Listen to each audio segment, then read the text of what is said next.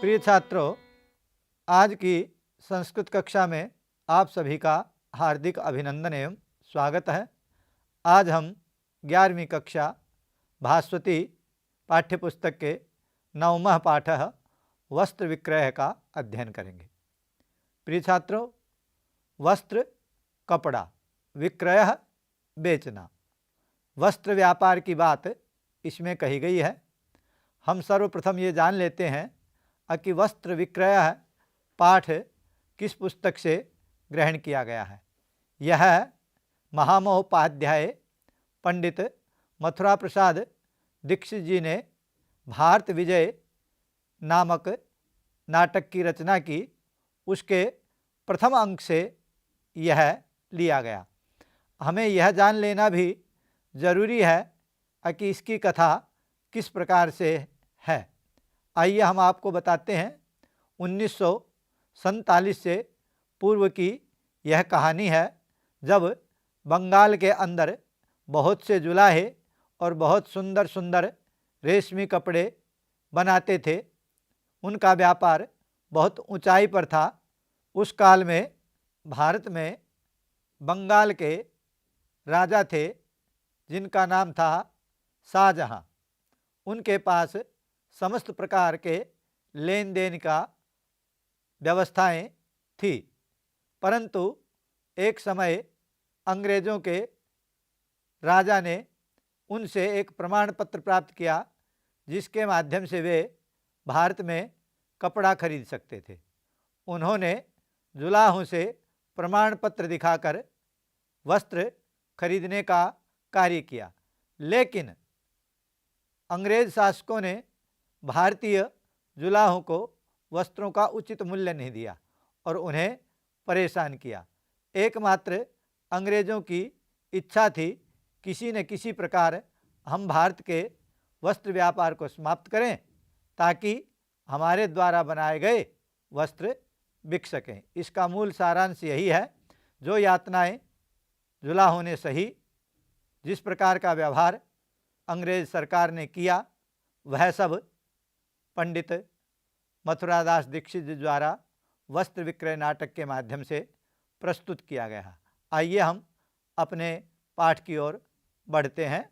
पहले हम इसका आदर्श वाचन करेंगे और तत्पश्चात हम शाब्दिक अर्थ जानेंगे। शाब्दिक अर्थ जानने के साथ साथ हम फिर वाक्यांश का अर्थ भी समझेंगे। आइए हम अपने पाठ पर ध्यान देंगे सभी। ततः प्रविशन्ति पटम विक्रेतुम क्रेतुम च कश्चित तंतुवायः श्रेष्ठिनौ च। यह जो कोष्ठक में लगाई गई चीज़ है, यह एक चित्र को दर्शाती है, क्योंकि यह नाटक है। नाटक के अंदर प्रथम दृश्य क्या है? जैसे ही हमारा पर्दा उठता है, तो पर्दा उठने के बाद, ततः माने पर्दा उठने के बाद, प्रविशन्ति प्रवेश करते हैं, पटम कपड़े को, विक्रेतुम बेचने के लिए, यहाँ भी तुमन है, क्रेतुम च और खरीदने के लिए, दोनों स्थानों पर तुमन प्रत्यय का प्रयोग हुआ है। आगे देखेंगे, कह जमा चित कश्चित कोई, तंतुवाया है जुलाहा और श्रेष्ठिनौ द्विवचन है दो सेठ। क्या पूरा अर्थ हुआ? उसके बाद मंच पर कपड़े को बेचने के लिए और खरीदने के लिए एक जुलाहे का और दो कपड़ों के व्यापारियों का या सेठों का प्रवेश होता है। जैसे ही सामने जुलाहा खड़ा है और उनमें से एक सेठ किस प्रकार से जुलाहे से बातचीत कर रहा है, देखिए नाटक का दृश्य। श्रेष्ठी, श्रेष्ठिन शब्द का प्रथमा विभक्ति का एक वचन जानेंगे आप। तंतुवाय संबोधन है। सेठ ने कहा, हे जुलाहे। आप समझ पाए, नया शब्द है। जुलाहे के लिए संस्कृत में आया है तंतुवायः, याद रखेंगे, जुलाहा।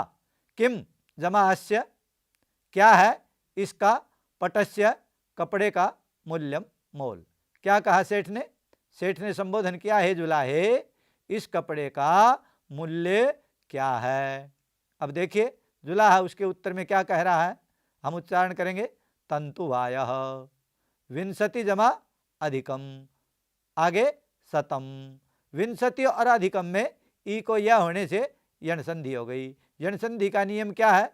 ई से परे असमान स्वर यह होगा, ऊ से परे असमान स्वर वह होगा, री से परे असमान स्वर यह होगा। यही यण संधि का नियम है। विंशति दमा अधिकम शतम।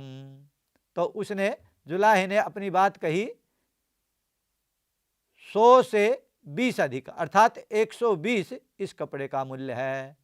श्रेष्ठी, नहीं नहीं, इतना नहीं, इतना नहीं, ये बात श्रेष्ठ ने कही। किंचित अधिकम एतत्, हम पहले भी बता चुके हैं, किम जमा चित किंचित, किम जमा चित किंचित, याद रखेंगे। अधिकम एतत्, ये संयोग कहते हैं। कुछ यह ज्यादा है, एतत् माने यह, किंचित माने कुछ, अधिकम माने ज्यादा। नहीं नहीं, यह कुछ मूल्य ज्यादा है। शतम मूल्यम गृहीस्व, उच्चारण किया गया हमारे द्वारा, शतम मूल्यम गृहीस्व। शतम माने 100 रुपये, मूल्यम माने मोल, गृहीस्व मान ले लो। कपड़े की बात हो रही थी तो सेठ कह रहे हैं जुलाहे से, इसके 100 रुपये ले लो, और जुलाहे ने कहा था पुत्रो 120 रुपये इसका मूल्य है। आइए हम ये कोष्ठक की बात को देखते हैं। ये कोष्ठक की बात मंच पर कही जा रही है, उसके दृश्य को बताया जा रहा है कि क्या घटना हो रही है। ततः प्रविशति सानुचरो वैदेशिको गौरांग, दूसरे दृश्य की बात हो रही है। ये नाटक को आप समझिए, नाटक की दृष्टि से देखिए इसको। आप मानिए कि एक दूसरी तस्वीर आ गई है नाटक पर। ततः माने उसके बाद, एक तरफ खड़े हुए हैं जुलाहा, एक तरफ खड़ा हुआ है सेठ। तभी मंच पर कोई अन्य व्यक्ति आता है, उसका परिचय दिया जा रहा है। ततः उसके बाद प्रविशति, प्रवेश करता है। स अनुचर है, अनुचर होता है पीछे चलने वाला, पीछे चलने वाले को कहते हैं दास या नौकर, उसका सहायक। स साथ, अनुचर के साथ। वैदेशिक है, यहां समझने की बात है, जहां कहीं भी एक प्रत्यय लगेगा वहां पर जो ह्रस्व आकार है उसका तो आ बन जाएगा। यदि ई ए आई आरंभ में कहीं लगे हैं तो उनको आई बन जाएगी, एक प्रत्यय लगेगा। जैसे मैं आपको बता देना चाहता हूं कि विज्ञान का वैज्ञानिक, और विदेश से इक लग गया वैदेशिक, और इतिहास से इक लग गया ऐतिहासिक। इस प्रकार से इक प्रत्यय के प्रयोग होते हैं, आप समझ गए होंगे। गौरांग है, गोरे गोरे हैं अंग जिसके। अंग्रेजों को अंग्रेज क्यों कहा जाता है? उनके अंग गोरे हैं। तो क्या अर्थ हुआ? उसके बाद नौकर के साथ एक विदेशी अंग्रेज मंच पर प्रवेश करता है। क्या होता है? स राज मुद्रा अंकितम प्रमाणपत्रम दर्शयित्वा श्रेष्ठनौ तंतुवायम च भर्त्सयति। स माने वह कौन? विदेशी अंग्रेज। राज मुद्रांकितम, राजा की मोहर से चिन्हित है प्रमाण पत्र, जो उसके कहेंगे। तो एक प्रकार से आप वो प्रमाण पत्र मानिए जिसके माध्यम से जो अंग्रेजी शासक है वस्त्र खरीद सकता है। राज मुद्रा अंकित प्रमाण पत्र, हिंदी करने में बड़ी सरलता है। राजा के द्वारा चिन्हित प्रमाण पत्र को दर्शयित्वा, दो बातें यहाँ पर, अगर दृष्टवा होगा तो दिखाकर, देखकर, दृश्य जमा कत्वा दृष्टवा देखकर, और यह है दर्शयित्वा। दृश्य धातु से निजंत प्रत्यय हुआ तो कत्वा लगा। धातु दृश्य ही है लेकिन निजंत है, तो क्या हुआ? दर्शयित्वा, दिखाकर।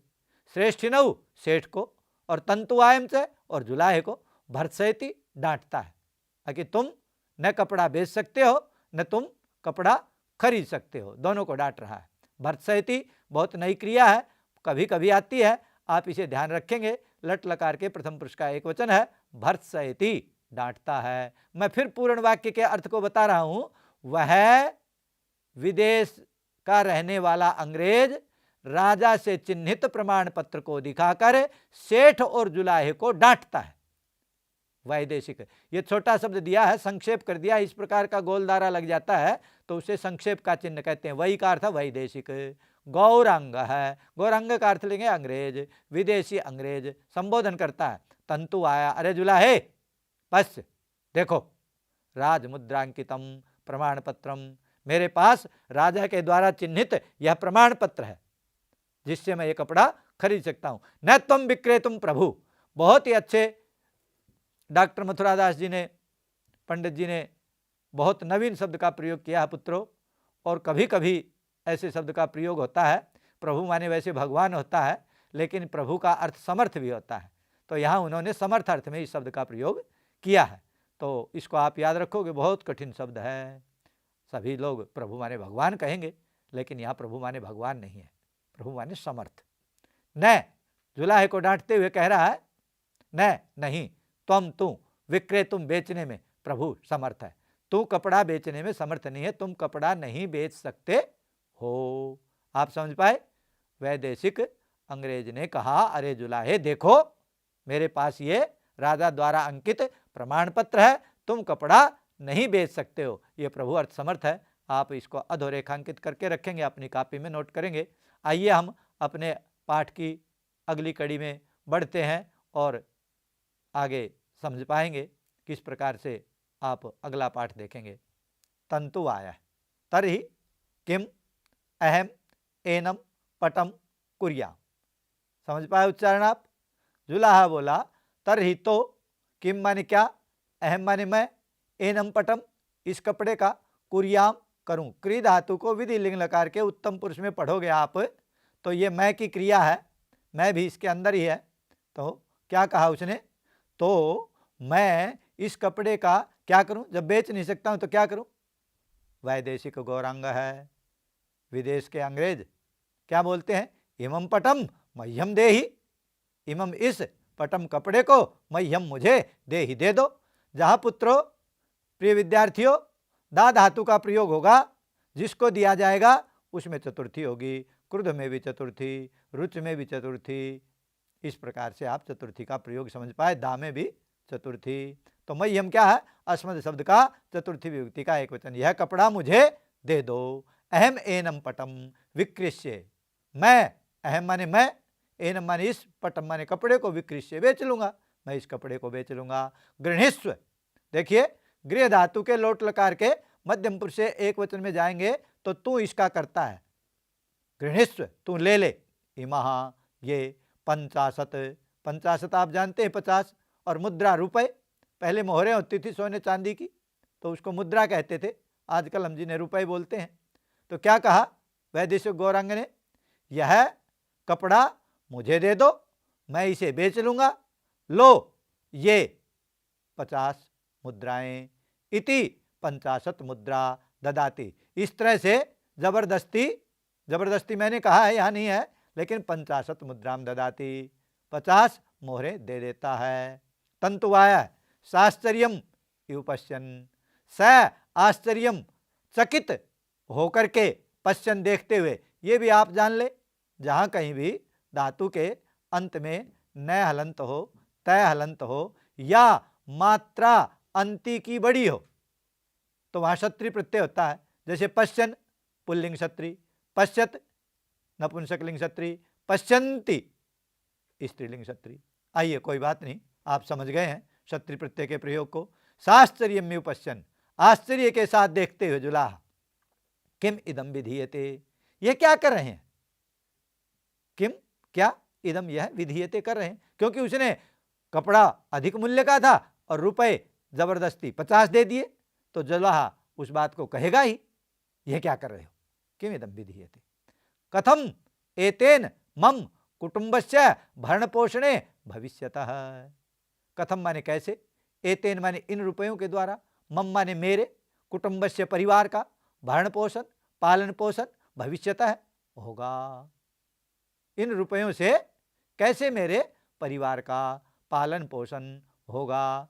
यहाँ पर होना चाहिए था भविष्यति, भविष्यति अशुद्ध छप गया। कथम एनेन मम कुटुंबस्य भरण पोषणम भविष्यति, ऐसा होना चाहिए था। चलिए, कभी कभी अशुद्ध भी छप जाता है। षड्भिर्मासई कथमपि रात्रिं दिवम, रात्रिं च दिवम च, रात्रिं च दिवम च, रात्रिं दिवम, ये द्वंद्व समास हो गया। च का व्यवहार जहाँ होता है और दो वस्तुओं का जो समूह होता है उसे, जैसे सुख दुख सुख दुखे, माता च पिता च माता पितरौ, रात्रिं च दिवम च रात्रिं दिवम, रात दिन। परिश्रम में, परिउपसर्ग है, श्रम धातु है, लप प्रत्यय, परिश्रम में, मेहनत करके निष्पादितो अयम पटः, अयम पटः यह कपड़ा, और निष्पादितः बनाया गया है या पूरा किया गया है। क्या कहा जुलाहे ने? 6 महीने के द्वारा रात दिन मेहनत करके यह कपड़ा मैंने बनाया है। वैदेशिक गौरांग है, विदेश के अंग्रेज फिर उसके संबंध में क्या जवाब देते हैं? इमा मुद्रा गृहिणीस्व, ये मुद्राएं, ये मोहरें गृहिणीस्व ले लो, ना हम न जमा अहम, दीर्घ संधि होगी। बहुत ही सुंदर शब्द है और आपको अधोरेखांकित कर लेना चाहिए, अपनी पंजिका में लिख लेना चाहिए। ये पूछा जा सकता है परीक्षा में, न जमा अहम, ना हम, जैसे विद्या जमालय विद्यालय, विद्या जमार्थी विद्यार्थी। मैं नहीं किमपि कुछ जाना मैं जानता हूं। वैदेशिक अंग्रेज ने कहा ये मुद्राएं ले लो, मैं कुछ नहीं जानता हूं। मौनम आस्व, और चुप हो जाओ, ये कोमा लगा हुआ है। दूसरी बात कही, मौनम आस्व, मौनम माने चुप, आस्व धारण कर लो, चुप हो जाओ, गच्छ और जाओ, डांट डपट की। आगे देखिए, अपरम जमाच पटम निर्माय मत समीपम एव आनय, युष्मत कुटुंब रक्षायै न प्रतिज्ञा कृता मया, कथम रक्षा भवेद एतत् त्वम जानीहि। व्रज जमा अधुना, जैसे मैंने अभी बताया था न जमा अहम, उसी प्रकार है व्रज जमा अधुना दीर्घ संधि होगी। प्रिय छात्रों, मैं आपको बता देना चाहता हूं, ए आ से परे ए आ हो, ई से परे ई हो, ऊ से परे ऊ हो, री से परे री हो, ये समान स्वर हैं।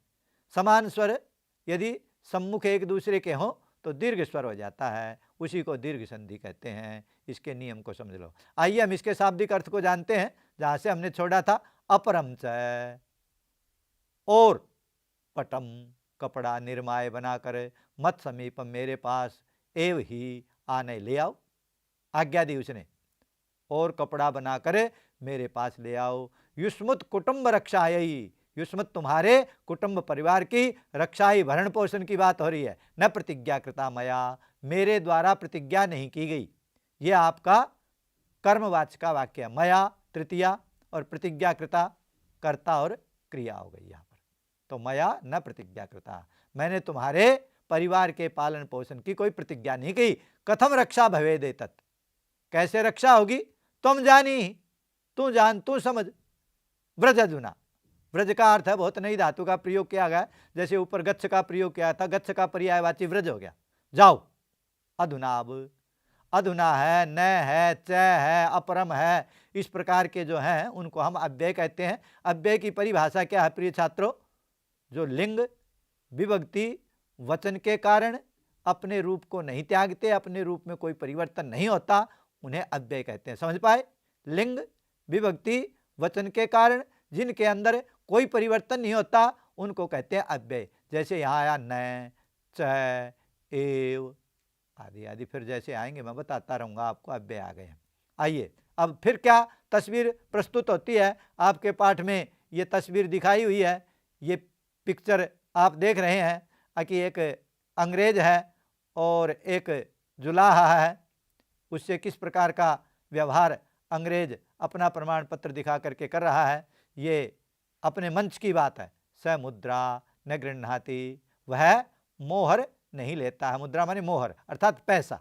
जुलाहा जो है उसने 50 रुपये दिए, 100 रुपये कपड़े के, 120 रुपये के कपड़े का मूल्य था और 50 रुपये दिए तो स मुद्रा न गृह्णाति। अथ अपरह तंतु आया है। यहाँ दो शब्द हैं, जैसे हमने दीर्घ संधि अभी बताई थी, न जमा अहम, उसी प्रकार है अथ जमा अपरह। अथ माने इसके बाद, अपरह माने दूसरा, क्योंकि दो जुलाहे थे तो दूसरा जुलाहा तंतु आया है। जुलाहा पट विक्रयार्थम, कपड़ा बेचने के लिए, प्रविश्य प्रवेश करके, पट क्रयार्थम कपड़े को खरीदने के लिए, श्रेष्ठिनम सेठ की ओर, लक्षयति लखाता है या देखता है। तंतु आया, जुलाहा बोला श्रेष्ठिन, हे सेठ, गृहाण पटम, ये कपड़ा ले लो। श्रेष्ठी भ्रू संज्ञेयः, भ्रू होती है जो हमारी आँख है, उसके ऊपर जो काले काले बाल हैं, इसको भौं बोलते हैं। तो भौं को हिलाकर, भौं के इशारे से संज्ञा माने नाम, और यहाँ अर्थ है संज्ञा का अर्थ संकेत। जैसे लता का तृतीया का बन गया लतया, संज्ञा का बन गया संज्ञा, मतलब आंख के इशारे से अयम क्रेष्यति, यह खरीदेगा। वो यह कौन खड़ा हुआ है? उसके पास में ही अंग्रेज शासक खड़ा हुआ है, जिसके पास ये प्रमाण पत्र है, जो कपड़ा खरीद सकता है। ना हम क्रेतुम शक्नोमि, सेठ बोल रहा है, पहले भी आ चुका है, न एम नैम और क्रेतुम तुमुन, मैं खरीदने में समर्थ नहीं हूँ। शक धातु का अर्थ समर्थ, मैं नहीं खरीद सकता हूँ। तंतुवाय, जुलाह ने कहा अकस्मात, किस लिए? श्रेष्ठी अस्य समीपे राज्ञः प्रमाण पत्रम अयम में क्रेष्यति। अस्य माने इसके पास, मतलब जो उनके नज़दीक अंग्रेज खड़ा है उसके संबंध में कह रहा है, राज्ञ है राजा का द्वारा, राजा के द्वारा दिया गया प्रमाण पत्रम, प्रमाण पत्र, अयम में यही क्रेष्यति खरीदेगा। न जमा अपर, जैसे ना हम था उसी प्रकार न जमा अपर है, दूसरा नहीं। आप सुन लीजिए इसका सही अर्थ, इसके पास राजा का प्रमाण पत्र है, यही खरीदेगा, दूसरा नहीं। ऐसा सेठ ने जुलाहे को बताया। वैदेशिक गौरांग है, विदेश के रहने वाले अंग्रेज, इतः आगच्छ, जब वो सेठ के पास जुलाहा खड़ा है तो अंग्रेज बोलता है इधर आ, इतः माने इधर, डांट लगाई, आगच्छ आ, इधर आ। और फिर क्या तस्वीर प्रस्तुत होती है वो देखिए, जो ब्रैकेट जो चीज़ है वो तस्वीर प्रस्तुत होती है, कोई कुछ कहता नहीं है, चित्र के माध्यम से जाना जाता है। तंतु आयम आह्वहिति, जुलाहे को बुलाता है और प्रमाण पत्रम दर्शयति, और प्रमाण पत्र दिखा देता है जो उसके पास राजा द्वारा दिया गया है। पटम गृह्णाति, और कपड़ा ले लेता है, और क्या कहता है? गृहाण इमः चत्वारिंशत् मुद्रा, गृहाण माने ले ले, गृहिष्व जो था वो आत्मनेपदी था, गृहाण जो है वो परस्मैपदी है दोनों ही लोट लकार के मध्यम पुरुष के एक वचन। गृहाण का पर्यायवाची गृहिष्व और गृहिष्व का पर्यायवाची गृहाण, अर्थात उनमें केवल पद का भेद है, वो परस्मैपदी, गृहाण परस्मैपदी और गृहिष्व आत्मनेपदी। गृहाण जमा इमः जमा चत्वारिंशत् जमा मुद्रा, यहाँ देखिए, यहाँ लगी पहले गुण संधि, गृहाण जमा इमा, और इमा जमा चत्वारिंशत्, यहाँ लगी विसर्ग संधि, और फिर चत्वारिंशत् जमा मुद्रा, यहाँ लगी व्यंजन संधि। गुण संधि, विसर्ग संधि, व्यंजन संधि, तीन संधियों का यहाँ प्रयोग हुआ। गृहाण ले लो, इमा ये, चत्वारिंशत् 40 मुद्रा मोहरे इति मुद्रा ददाती, और इतना कह करके उसके हाथ में वो मोहरे दे देता है। तंतुवाय का क्या प्रतिक्रिया होती है देखिए, तंतुवाय जुलाहा, महाराज, स्वामी, स्वामी के अर्थ में महाराज आया है। किम इदम विधीयते, यह आप क्या कर रहे हैं? आपका प्रयोग जब होता है तो प्रथम पुरुष की क्रिया होती है, और तू का प्रयोग होता है तो मध्यम पुरुष की क्रिया होती है। तो यहाँ पर आपका प्रयोग क्या? किम इदम विधीयते, अरे आप ये क्या कर रहे हैं? किम अयम एव न्याय है, क्या? किम माने क्या, अयम माने यह, एव माने ही, न्याय माने इंसाफ, क्या यही इंसाफ है? वैदेशिक गौरांग है, विदेश के अंग्रेज बोलते हैं गच्छ गच्छ, जा जा। देखिए नाटक की भाषा है, नाटक की भाषा में हमें पढ़ाना पड़ेगा, तो वो इस प्रकार से उसने डांटा, गच्छ गच्छ, जा जा, ना हम, नहीं मैं, न्यायम, न्याय को, अन्यायम और अन्याय को। तो दो बातें हैं, न्याय अच्छाई, अन्याय बुराई। अच्छाई बुराई को वह न जाना, मैं नहीं जानता हूँ। क्या अच्छाई होती है, क्या बुराई होती है, क्या पाप होता है, क्या पुण्य होता है, क्या न्याय होता है, क्या अन्याय होता है, मुझे इस बात का ज्ञान नहीं है, मैं नहीं समझता हूँ, क्योंकि वो अकड़ में है, उसके पास राजा का प्रमाण पत्र है, इसलिए वो ऐसा रूखा और अभद्र व्यवहार जुलाहे के साथ कर रहा है। यन्मया निश्चीयते दीयते च तदेव मूल्यम, यत जो मया मेरे द्वारा निश्चित कर दिया गया और दीयते दे दिया गया है, तदेव मूल्यम, बस वही मोल है। उसने 40 रुपये दे दिए, 100 रुपये के कपड़े के 40 रुपये दे दिए। उसके लिए जुलाहा नाराज हुआ और कहा आप ये क्या कर रहे हो? और उसने बता दिया न्याय अन्याय को मैं नहीं जानता हूँ और मेरे द्वारा जो निश्चित कर दिया गया वही मूल्य है। आइए पूरे वाक्य को पढ़ते हैं। जुलाहे ने कहा महाराज यह आप क्या कर रहे हैं, क्या यही न्याय है? और अंग्रेज ने कहा जा जा, मैं न्याय और अन्याय को नहीं जानता, मेरे द्वारा जो मूल्य निश्चित कर दिया गया और दे दिया गया वही मूल्य है। उभौ तद्दत्तम मूल्यम गृहीत है, दो जुलाहे थे इसीलिए उभौ का प्रयोग किया। तद्दत्तम उस अंग्रेज द्वारा दिए गए दा धातु से जब भी कृत प्रत्यय होगा तो दत्तम बनेगा। यह नपुंसक लिंग में है क्योंकि मूल्यम शब्द है। गृहीणीतः ले लेते हैं, दोनों ही उस द्वारा दिए गए 40 रुपए के मूल्य को स्वीकार कर लेते हैं। उभौ तंतु वायु, और दोनों जुलाहे आपस में क्या बातें करते हैं, क्या सोचते हैं, उसके बारे में कहा। न अतः, जैसे ना हम था उसी प्रकार न अतः, दीर्घ संधि बहुत आ रही है और आपको मैंने नियम समझा ही दिया गया है। न अतः, इससे आगे, न अतः परम, इससे आगे, अतः परम, इससे आगे, पटम निर्मास्याम है, कपड़ा बनाएंगे। दोनों आपस में बात करते हैं, इससे आगे हम कपड़ा नहीं बनाएंगे। इति जमा उक्त्वा, इतना कह करके गच्छतः है, चल देते हैं। वैदेशिक गौरांग की क्या प्रतिक्रिया होती है? अनुचरम उद्देश्य, पहले भी शब्द आ चुका है। अनुचर होता है नौकर, दास, साथ साथ चलने वाला, पीछे पीछे चलने वाला। उसकी ओर देख करके अंग्रेज क्या कहता है? पश्य, देखो, एताभ्याम वभी मुद्रा गृहिष्ये, इनके द्वारा, मतलब दोनों से कपड़ा लिया तो इसीलिए दोनों के कपड़ों के संबंध में द्विवचन का प्रयोग हुआ। एताभ्याम, इन दोनों कपड़ों से, वभी, बहुत सारी, ये द्वितीय विभक्ति का बहुवचन है। और मुद्रा, मोहरें, गृहिष्ये, ग्रहण करूंगा मतलब कमा लूंगा मैं। उसने ऐसा अपने नौकर को कहा। अनिर्वचनीयम, बहुत ही अच्छे शब्द का प्रयोग किया गया है, जिसके बारे में कुछ कहा न जा सके, जिसका वर्णन न किया जा सके, ऐसी बात को कहते हैं अनिर्वचनीयम। और प्रत्यय क्या है? अनियर प्रत्यय है। और समास लगाएं तो क्या है? न निर्वचनीयम अनिर्वचनीयम, जिसका वर्णन नहीं किया जा सकता। फिर सुन लो, सुनने लायक बात है। निरुपसर्ग है, ब्रू धातु को वच हो गया, अनिर प्रत्यय हो गया और नए समास का प्रयोग हो गया। इस प्रकार से अनिर्वचनीयम बना, जिसका वर्णन नहीं किया जा सकता। एतयोः पटयोः सौंदर्यम, इन दोनों के कपड़ों के सौंदर्य का वर्णन मैं नहीं कर सकता। अति सूक्ष्म तरो अयम पटः, अपने नौकर से बातचीत करते हुए कह रहा है, अति बहुत ज्यादा सूक्ष्म तरह, बारीक महीन, अयम पट है, यह कपड़ा है। उसकी विशेषताओं को बता रहा अपने नौकर को। पश्य, देखो, एतस्य, इसके मतलब कपड़े के, पंच सई पटलई, 5 और सई का अर्थ है 6, दोनों का समास हो रहा है। पंच सै, सट सै, पंच सई।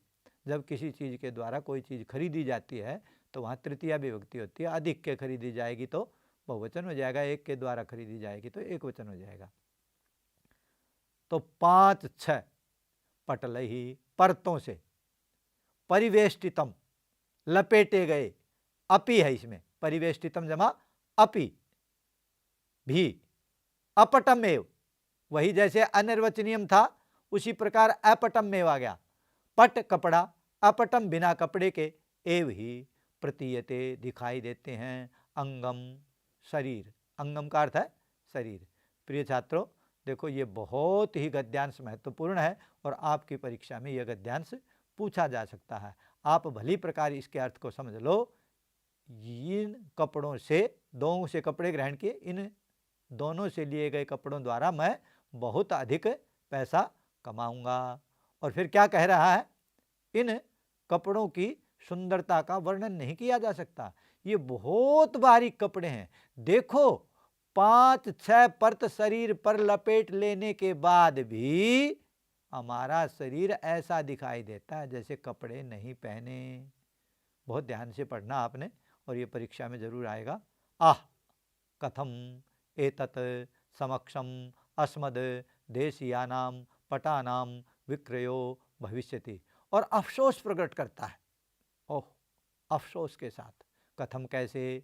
एतत् समक्षम, इनके सामने, मतलब इन भारतीय कपड़ों के सामने, अस्मद देशीयानाम, हमारे देश के बने, पटानाम, कपड़ों का, विक्रय, बेचना, भविष्यति हो सकेगा।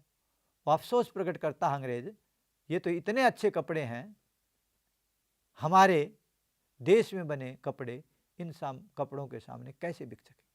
हतम अस्मद देशीयम वाणिज्यम, मारा जाएगा हमारे देश का कपड़ों का व्यापार।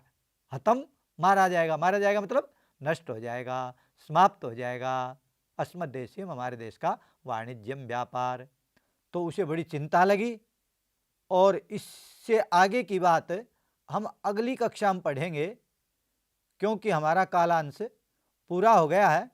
और यहाँ तक के पढ़े हुए को आपको मैंने संधियाँ बताई, कुछ समास बताए, कुछ प्रत्यय बताए, उनका अभ्यास करोगे और भली प्रकार से आप इस पाठ का अर्थ अपनी अभ्यास पुस्तिका में लिखोगे।